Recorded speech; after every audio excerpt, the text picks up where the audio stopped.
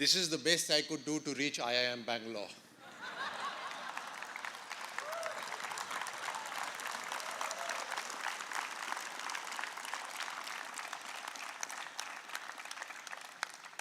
I hope the media here is broadcasting and my parents are watching. I believe your parents are here. So first, my very good evening to all the parents who are here. This is the first time I've come here, probably you as well. I think the facility here is just amazing, absolutely fantastic.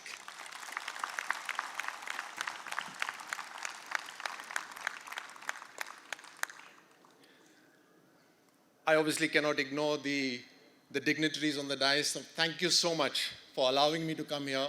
I know the program was pre-scheduled, organized. I've sort of jumped in via parachute, but thank you for allowing me to be in front of you and to talk to all of them. Normally, I used to be called by the faculty to be hauled up in school. I was always a backbencher in my class. And you know what happens when you're a backbencher, right? There's a lot of planning that goes on at the backbench, usually not to do with the studies. But there's a lot of planning, right? Something good is happening.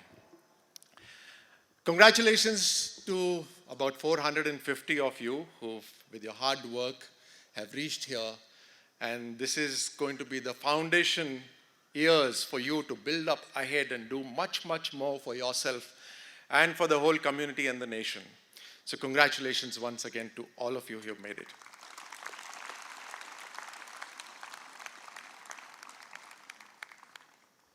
Now, I know that Three Idiots was shot here. But yet, this is a fact of life. And I'll give you my examples. Life is such that people will keep asking you to prove yourself. You know, you would say that I've just proven myself. I've reached, how many can make it to IIM Bangalore? I've made it. So you've proven yourself. The sad part about life is that every time you do that, the very next day somebody will ask you to prove it again. And that just continues and continues. Sometimes you feel that this sucks. Why are people asking me to prove? After the Olympics, after I won the Olympic silver, that was in 2004. And then, of course, I continued. And somewhere about 2010, 2011, 2010, I stopped shooting. And then I heard among some of my colleagues say, you know, when Rajyavardhan won, the scores used to be so low. The scores are really high now. And I said, wow, you know, so after having done whatever you've done, still is nothing. And circumstances were such that I was sort of pushed out of the team. And so at one point of time, I thought that it's all right, I don't have to really go back. And a lot of my friends told me that it's all right, you've won every competition there is, from small to big, in double trap shooting. So why do you have to prove anything else? It's all right, you can walk away even if they are trying to push you out of the team. But somewhere inside is the biggest source of our energy, that is self-respect. That self-respect hurts. When you feel you can do something and you're not being allowed to do. And there's a soldier in me as well, which is always ready to take challenges. There is only one physics rule that I could understand. That was, if you push me down, I'm going to pop up even more higher, right? What is that? Something, obviously. So you know I was a backbencher, right? You push me down more and I'm going to rise higher. So that's the philosophy that I've always worked. In fact, at one point of time, we were having a volleyball match in the military academy, and any match is very, very fiercely fought. It is like the Olympics there, you know? You could be at an ordinary level. And I was playing and it was raining. And because it was raining, the ground was very slippery. So I asked for my military boots, which are actually heavy, but I put on my military boots just so that it gives me a grip on the mud. And then I started scoring. And my opponent team objected that, you know, so-and-so is wearing military boots on a volleyball court, not allowed. And so the referee stopped me and I said, you have to take your shoes off. And then some of the people who knew me told those guys, don't get him angry. If you get him angry, he's going to get even better. You push me down and I'm going to push up. So in 2011, when they put me out of the team, I somehow couldn't give up. And I had also heard those stories that, when Rathore was shooting, scores were low. So I came back into the game. And I came back and I worked hard again. I went back to the basics. And I worked hard. And 2011, November, it was the Asian Championships. And I shot a world record there. So in a way,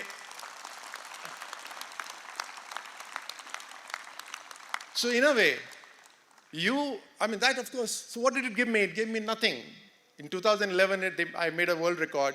They didn't allow me to go into 2012 Olympic team. But it gave me satisfaction. That at least now, those who say that my scores were low can keep their mouth shut. This is going to happen in your life all the time. That you will have to keep proving yourself. And here, the essence of life is that it's not about the destinations. It is about the journey. It is how many people I meet during this whole journey, how many things I create, how much satisfaction I give to myself and others, and that's going to be the memory in your life. So my 2004 Olympic medal got pushed out of the shelves in my house by my son, who won some piddly national medal. So what remains with us is just the memory and the ability to go and do it again. So I remember my Russian coach when we were training, and we would go and shoot a very high score, and we would come back, and he would say that, "What's gone into your pocket?" And we were a little perplexed. What does he mean? He says, "Have the scores gone into your pocket?" No, because tomorrow you have to shoot again, and you have to start from zero again. But what has gone into your pocket is the ability to recreate this day again and again for yourself. That is the fighting spirit. That is what you're going to learn in life.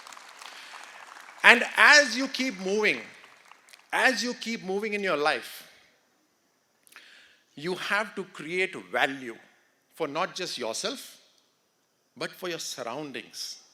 Why I say for your surroundings you have to create value is because that value is going to come back to you in some way or the other, today or tomorrow. That value will never cease to exist. It will keep coming back. An example is, why does a soldier who gets paid 50,000 rupees or 40,000 rupees is willing to give his life for his friends in a state of war-like situation? You don't give up your life for 40,000, 50,000 rupees. You give your life because over the period of time that you're training, a certain environment is created, a certain value system is created, which is much more than anything else. And therefore, you're willing to give your life for that value system. And so that value of training your friends, helping the weakest link in your team, and keep moving ahead, creating new applications, softwares, new systems. Now, I know you are all in IIM, so finally you'll all go into management, managing different things. How best can you think of ideas out of the box so that you can create value for your organizations and for the whole society? And when you create value for the organizations, remember that when you go up the chain, when you keep climbing the ladder up, it is the most important treasure is going to be the human resource. The most difficult thing for me now, whenever we look for anybody who's really good, is to find a good human resource. So you have to finally invest in your team, and you have to keep creating value in your team. You have to also take care of their welfare. As again in the armed forces, you take care of your troops.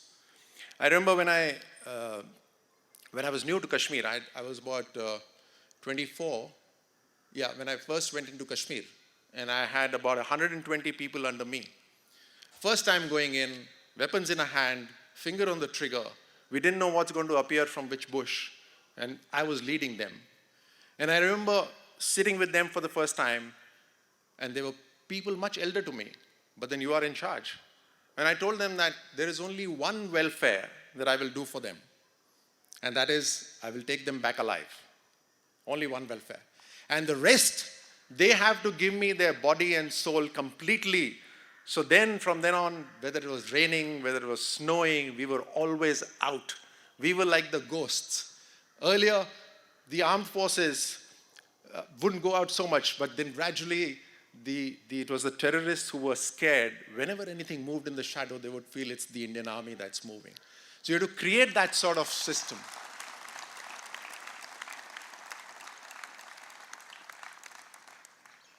But no more moral lectures. I remember in the NDA, when anybody would come to speak to us, we would whisper to our buddies and say, another ML. ML was moral lecture. So no more moral lectures. You guys are brilliant. I know you will do wonderfully well. When a backbencher can come and address you, you can do much more. So wish you all the best. Create value for yourself. Believe in human spirit. Believe in human values and keep helping each other and move together. I wish you all the best and may you strengthen the country. Thank you so much.